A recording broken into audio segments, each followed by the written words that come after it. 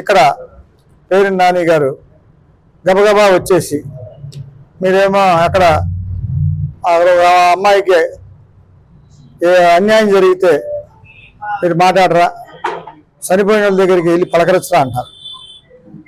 ఒకసారి మీరు పరిపాలించినప్పుడు మీరు చేసిన తప్పులు మీరు ఎప్పుడన్నా ఆలోచించుకున్నారా లేదా ఆలోచించుకోండి. ఒకసారి 151 సీట్లు ఇచ్చిన ప్రజలకి మీరేం చేశారు? బటన్ నొక్కుతున్నాం అని ఒకటి తప్ప మీకు ఇంకేమీ చేయదు.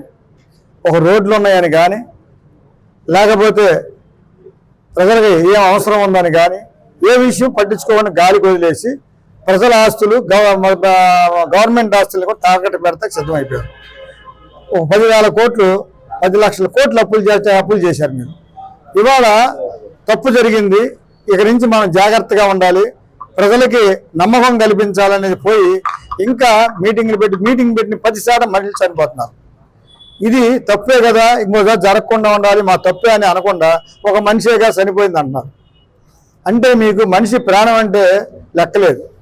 ఎందుకంటే మీరు రాజకీయాల్లో పార్టీ పెట్టి 10 ఏళ్ళైనా మీరు అంతకుముందు నుంచి 40 ఏళ్ళ మట్టు ఉన్న వాళ్ళు చేరిపోయారు. అక్కడ బాటిల్ కొత్తదే కానీ సారా పాతది. అక్కడ దాని మీద ఏమైపోయిందంటే మీరు కఠినత్వం పెరిగిపోయింది. అనగా మీరు పేరు నాని గారు మచిలీపట్నంలో ఇవాళ మీరు గోడౌన్లో బియ్యం ఎలా పోయినాయి, ఎందుకు పోయినాయి? 8,000 బస్తాలు పోయినప్పుడు మీరు ఎందుకు అని మచిలీపట్నంలో లేకుండా వెళ్ళిపోయారు. ఇది తప్ప కాదా? మీరు తెలుసుకొని ముందే డబ్బులు కట్టేస్తే దొంగ మంచోడు అయిపోతాడా? ఇంట్లో దొంగతనం చేసి డబ్బులు ఇచ్చి అవ్వదు. తప్పును సరి చేసుకోవాలి. మీరు పొరపాటు చేసామండి, ఇంకోసారి చేయమని మీరు పవన్ కళ్యాణ్ గారిని విమర్శిస్తున్నారు. పవన్ కళ్యాణ్ గారు ఆయన విమర్శించే స్థాయి మీకు లేదు. పవన్ కళ్యాణ్ గారు ఎందుకంటే స్థాయి లేదంటే ఆయన నిజాయితీపరుడు. ఆయన జేబులో ఎంత ఉండంత పేదలకు ఇస్తాడు, ఉన్నట్టు మాట్లాడతాడు. మా పార్టీలో కూటమి ప్రభుత్వం వచ్చిన తర్వాత నలుగురు ఓవర్ యాక్షన్ చేస్తే వాళ్ళందరినీ కూడా స్వచ్ఛందంగా సస్పెండ్ చేశారు పార్టీలోంచి. ఆయన నిజంగా పార్టీని నమ్ముకున్నాడు, ఎన్నో పనులు చేశారు, ఎంతో కష్టపడ్డారు. కానీ ఒక్క తప్పు చేస్తే క్షమించాలి ఆయన. అది ఆయన నాయకత్వ లక్షణాలు. అదే మీరైతే సమర్థిస్తారు. కానీ పవన్ కళ్యాణ్ గారు అలా కాదు.